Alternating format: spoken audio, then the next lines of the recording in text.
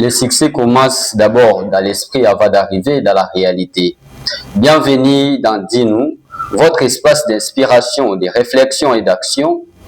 Aujourd'hui, nous allons plonger au cœur d'un sujet qui détermine la réussite de tout entrepreneur, les mindset entrepreneurial. Comment penser comme un leader, comment transformer des défis en opportunités et surtout comment développer l'état d'esprit qui ouvre les portes du succès. Mesdames et messieurs, restez avec nous. Aujourd'hui, je suis avec un entrepreneur que vous allez les découvrir tout à l'heure. Nous allons parler sur un sujet, l'importance du mindset entrepreneurial. Bonjour. Oui, bonjour, monsieur Ephraim. Merci beaucoup d'avoir répondu à mon invitation. Merci. Qui êtes-vous? Osalaka nini? Okoki ko présenter liboso ya batu baza kolanda biso départ. Oui, merci d'abord de nous avoir invités. Je suis monsieur Samuel Kakesa Maoundou. Pour les intimes, Jika Samuel. Je suis l'un des jeunes entrepreneurs de la République démocratique du Congo, ami du développement, technicien des bâtiments que je suis en électricité générale. Merci beaucoup, cher entrepreneur. Vous avez toujours branché bolanda émission na bino Dis-nous o tozo kota siko na mama likambo na biso ya mokona lelo o tobongisela kibino. Oui, entrepreneur Jika Samuel. Merci beaucoup. La première question est qu'est-ce qu'un bon mindset entrepreneurial et pourquoi est-il essentiel pour réussir en affaires? Oui, bien sûr, monsieur Ephraim, j'ai bien suivi la question que vous avez posée. En commençant d'abord la définition de l'entrepreneuriat. Parce que chaque loco, ça, la soki oyebi signification en beauté, je ne crois pas que vous avez la capacité à ça comme prévu. La définition, premièrement, il y a entrepreneuriat. D'abord, c'est l'état d'esprit. Pour nous, allons aussi. Entrepreneuriat, il y a état d'esprit. On a rêve, on a pensée, on a en pratique et puis et comme réalité. Donc, dans tout ça, je peux dire, comme la définition nous dit que l'entrepreneuriat, c'est l'état d'esprit. Quand tu es déjà un entrepreneur, il faut qu'on se dispose en tout, à ce qui concerne la spiritualité, et sur le plan physique, et au-delà de tout ça, il faut avoir la détermination. Donc, une fois que vous êtes déterminé de réaliser ce que vous pensez, tant que la définition lui-même nous dit que c'est un état d'esprit qui pousse à une personne à identifier. Je crois, quand quelqu'un est poussé à identifier ou à réaliser quelque chose, il a déjà mon tour, il a précis, donc il a droit au but, je peux dire. Donc le chemin est droit. Donc c'est peut-être ça comme opinion que je peux avoir. Voilà, merci beaucoup. Na sepeli makasi na réponse na bino motoke service. Et là comme sous na tuna entrepreneur, pourquoi bato babandaka peut-être bazana idée à réaliser quelque chose. Bazana réaliser na idée peut-être ya koteka ya kofongola entreprise moko boye, mais bazo kokate baza ko arriver te ya kofongola ngo bazo banga maloba o bato ba yebisa bango. Est-ce que ezali okopesa biso moi conseil moko pona bato oyo babandonaka facilement ba ambition na bango pona ko se lancer dans entreprise moko? Bon, pour se lancer dans le business. Tout d'abord, je viens de parler de la détermination, monsieur Ephraim. Détermination, au-delà de détermination, une personne a donc ambitieux, je peux dire, tant que l'on sent les pour faire ceci, pourquoi on abandonner. Et d'ailleurs, j'aime bien utiliser cet adage qui dit Nelson Mandela, un gagnant, c'est un rêveur qui n'abandonne jamais. Donc pour gagner, vous avez rêvé. Et lorsque vous avez rêvé, vous rêvez c'est comme ça aujourd'hui, je suis chez Ephraim Mouteba Télévision. La rêvé, oh non, moi aussi, demain, il faut dans la paix, na Ephraim Mouteba Télévision, peut-être que je peux commencer à rêver, ndenge oyo ya yezaleli c'est que souvent on ça la mieux faut ajouter ce qu'on accomplissement kolo nango. Donc na bateau balingi ba abandonné to pe na bateau ba penser au sala makambo est important na ndenge ba rêver mais à comme na sokaté ce que je peux dire premièrement ils a faible esprit faiblesse l'esprit ndé pour ça mutu abanda makoma na sokaté abandonné voilà ko banda ko koma na sokaté ça non seulement faiblesse esprit je peux dire ils a ce que vie quotidienne na biso ils a bato mususu bapesaka trop matoi na makambo etali balaison dit je peux dire et quoi arriver aux années peut-être azana idée na ya kosala eloko mais azoyoka bato mususu akoyebisa ke eloko wana ozosala ekoprogresse te eloko wana ozosala voilà et qu'on se limiter quelque part yango peut-être que yango wana siko na mai donc être entrepreneur je peux dire ils ont moto abandonaka te autant de fois tu as échoué il faut luka siko na beta wana nyonso tout apprendre donc entrepreneuriat pour être clair et puis droit au but un entrepreneur a moto abandonaka te parce que tant de jours rêver que ça l'entrepreneuriat autant de fois échoué il faut tirer la leçon na ba leçon nous doit tirer yo moko personnellement sur aux amoutous vous en a bon sens et loco rêver chose il faut omiter sa corps et âme donc c'est carrément moi trop parce que on n'est pas encore arrivé là où nous avons pensé il y a cause mais avec le Seigneur tout court pour être vrai ils a que biso ba o lelo to chouaka non to atteindre l'objectif de biso. Mais autant de fois au Chouaka, tu dois toujours multiplier la stratégie. Donc, un entrepreneur, tant qu'il rêve na you ou tiamo, parce qu'il y a un frère qui m'a dit, tu as deux sortes, il y a l'autre. Mais là, nous sommes l'autre, avec l'ala, azo l'autre, azo sali l'autre, mon côté. Et c'est pour ça que nous sommes l'autre, nous sommes l'autre, et du coup, on transforme en réalité. Donc, c'est ça la vie d'un entrepreneur. L'entrepreneur, quel que soit commis à échec, donc, attends, commis à faiblesse, c'est qu'à aussi dit. Donc, un entrepreneur, c'est quelqu'un qui n'abandonne jamais. Voilà. Moi, conseil pour la bateau, c'est lancer dans le business, à fondre moi, boutique, moi, alimentation, topé pharmacie, à quoi ça la nini. Moi, conseil, moi, mouké. Et la musabatu oyo baza kamwa na bubangi wana bon ndeko Ephraim na Congo lelo biso nyonso tout mutu to koma komibenga entrepreneur so azaka na boutique na business moko boye rentable mais pour être vrai l'entrepreneuriat est bandaka même na $1 vous avez entrepreneur ils ont avec $1 pe mutu ko banda entreprise avec $1 ils ont écrivain mon Napoléon Hill.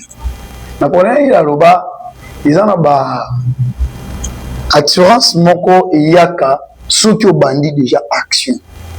Dans le sens que si on a $1 ou l'outil na $1 on a ceux qui to métier un peu pour transformer on a tout na mboka na biso disons vous avez un moyen si je me trompe pas 2500 avec 2500 so moto yo a bandi déjà na 2500 bah 2500 a bandi batamo mai tout ça là non mai avec 2500 toi la période 2500 mutako so batamo mai a bandi oteka ba business ya $1 au banda business toi la période de la festivité tu le sais au gros on a 2500 on s'en dit pas qu'il y a biloko à paiement ceux qui ont eu qu'à côté comme ils sont mais ce que tant qu'on s'en bête ba biloko à paiement au trait qui a mot je crois que son paquet biloko à paiement dans la période de 2200 nous sommes dit qu'à quantité à 2000 francs au nous en au disposer premièrement temps énergie la détermination. Tu vois, c'est que tant qu'on tient à 2500, on va faire il y a 2500 à Babilo quoi paiement, hein, au bichon qui va tout bien. Mais pas ceux qui t'en ont monté. Au banni au son du bloc à paiement 2000 francs. Au thé qui en au commune à 5000 francs. Est-ce que au visé ou abandonner pour commune à 5000 francs? Lobby n'a pas autant de l'eau. Avec 2500, tu peux aller créer encore une autre. Job, sur comme les 5000 francs. Au projet bien bon. Autour des gens, avec le fonds de 2000 francs, on a eu 5000, mais déjà la générale qui moi, 500 à l'écolo. Mais Jika, excusez Jika. Mutu kuta sana $100 azobanga kwa banda entreprise amona tena banda wapi na usuka wapi parce que le mutu na $1 mais on a aussi l'exemple wana na senti pena que oui avec $1 wana mutu akoyi ko se lancer la business surtout na Congo awa. Bon, premièrement et le retour trop ils a égoïsme ngai la statut nga nateka biloko pema nateka mai mutu asala eloko na objectif. Pourquoi même pour que musika te ba gouvernement na biso année zo banda basala biso budget non en 2025 tu vas dépenser beaucoup na culture tu vas dépenser beaucoup na sauf imprévu. Est-ce que basoueta toujours que makambani comme c'est-à-dire yo oyo si gérer ko banda a fait pour sous-estimer qui est dans le sucre, dans le comité, dans la publicité.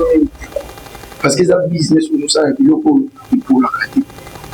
Pour mon tour, dans l'esprit entrepreneurial, tant qu'on bande dans la bilo, oui, il y a des fonds dans un mot.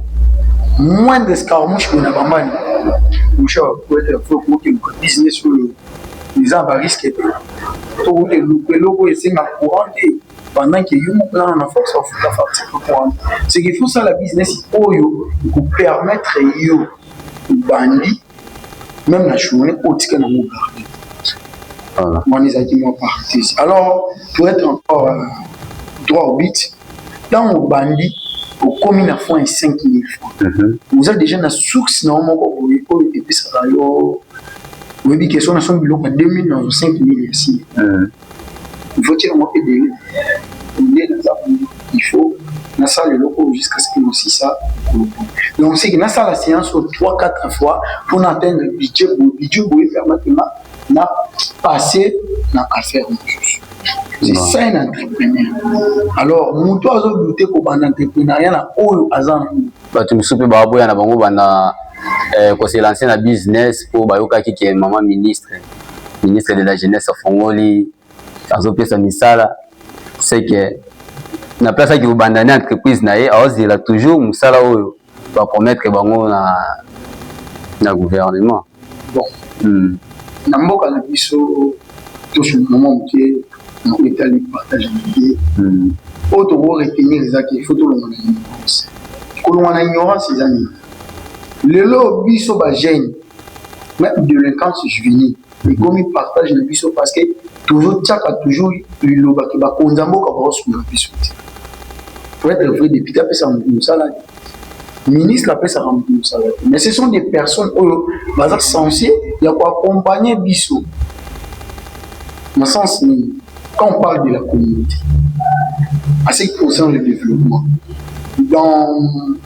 à ce qui concerne disons le autre monde a DG bâti là sur la taxe à payer petit et moyen entreprise surtout la taxe biso au foot payer il faut bango peut pas accompagner biso de sorte que tout comme à niveau mon ko boy ke ba vision na biso makambo ba faire na biso qui nous enseigne la réduction des taxes, l'accompagnement marketing, ce sont des principes pour bien critères aussi toujours on a parcours à management.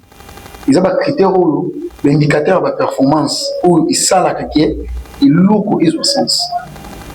Il y a ceux qui n'ont. Alors tant qu'il y a accompagnement on a les arapena éligibilité je peux dire dans notre pays. J'assume mes propos au nom dans un peu clair tant qu'il est accompagné par Bissoti. Alors Bissopé tout ce qu'il a toujours dans équivoque pour réussir il faut que le gouvernement c'est que tout on est quoi accompagner Bisso parce que babi on a un projet on béni bon on peut son marambu pour que le projet n'a évolué c'est que tout vraiment tout est que marambu simba. On parle de l'entrepreneuriat, nous sommes en politique, mais nous avons le bureau, nous faut tout la répéter. Nous avons cannabis sur la souveraineté. Nous avons ceux qui n'ont pas j'aime toujours s'exposer dans le sens que dans le bagaton, on s'exposer dans l'eau, on a dit que vous en danger, dans la racine, que non, signer mes propos. Parce que si aujourd'hui, peut-être, que comme il y a un moment, on a un repère, on a un indicateur à performance sur le repère. Donc, pour être vrai, on a un peu de temps sur le tout le monde qui a moi, j'étais là présent. Vous avez une invitation, mais qui est dans le village des opportunités où ils ont organisé par son excellence grâce à Aimé Continue, voilà. Vraiment, pour être vrai, nous avons Congo, mais tout au banana Kinshasa. L'activité à Bongo.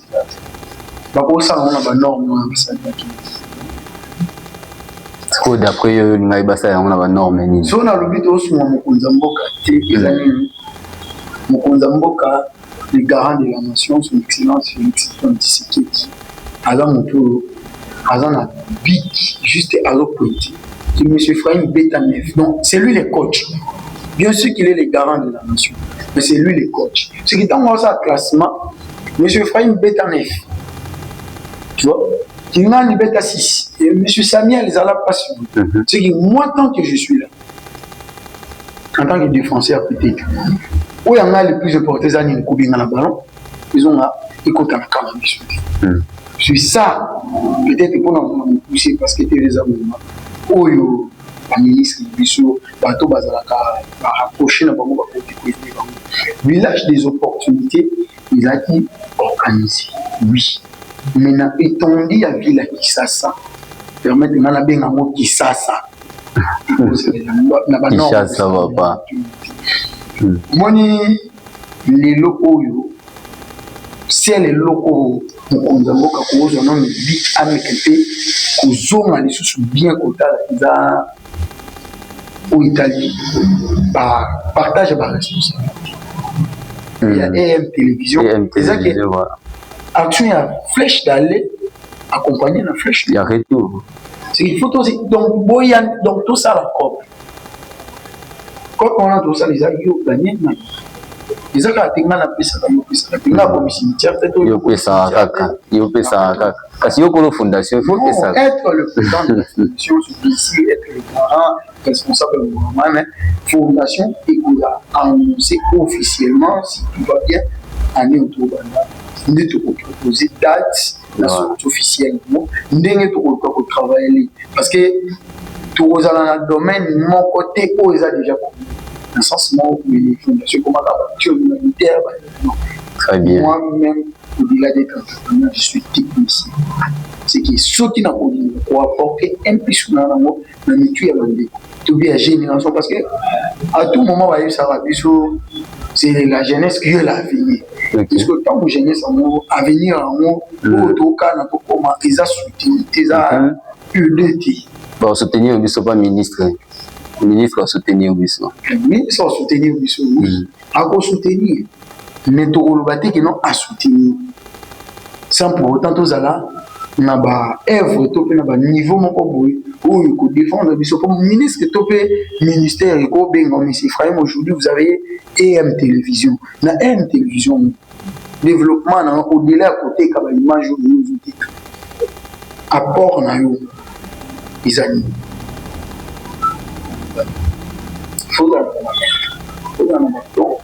la fondation, comment tout ça, tout créer, mais il comme un peu la point de réalité. Je suis en moi, ceux qui te voient dans cette fondation, c'est des gens pour tout l'inaté, tout ça, dans le département, sur le nom. Biso tous en moi vision moi ko idée culture biso la vision moi ko idée technique biso du point de vue développement des infrastructures à ce qui concerne la culture aussi parce que le lot de la commission de défense juvénile tourne en moi menti parce que culture en moi biso est tamboli nous avons des jeunes talents tous en ba œuvre d'art où le lot à la cité mais encadrement nous. Mais tant que nous, peut-être pour y avoir une projection, une suggestion, pour écouter la culture, ceux qui c'est pour aider l'avenir de la jeunesse. Merci beaucoup. Merci Jika Samuel. Merci Balandi. Pour na lelo to suki awa Jika na sepeli makasi pour na na ndenge o répondre à l'invitation na ngai bandeko bino moboyoki mikolo koya to pesa bino date jika ozonga su awa na plateau o pesa bino date on va refixer on a fondation n'est-ce pas? On a fondation, voilà, vous allez toujours connecter, vous allez toujours brancher, vous allez toujours fidèle à la chaîne Nabiso et MTV, et puis vous s'abonner massivement derrière la caméra, vous allez qui na ingénieur, les grands réalisateurs, Fouchol, Dola, Tonto Dola, Azawana, pour nande bozonga ba image ya kitoko boyo, to sala ki ezala kitoko boyo, to toujours na bonzenga. Ezali, ingénieur, réalisateur, Dola. Merci beaucoup. Tokutani à la prochaine.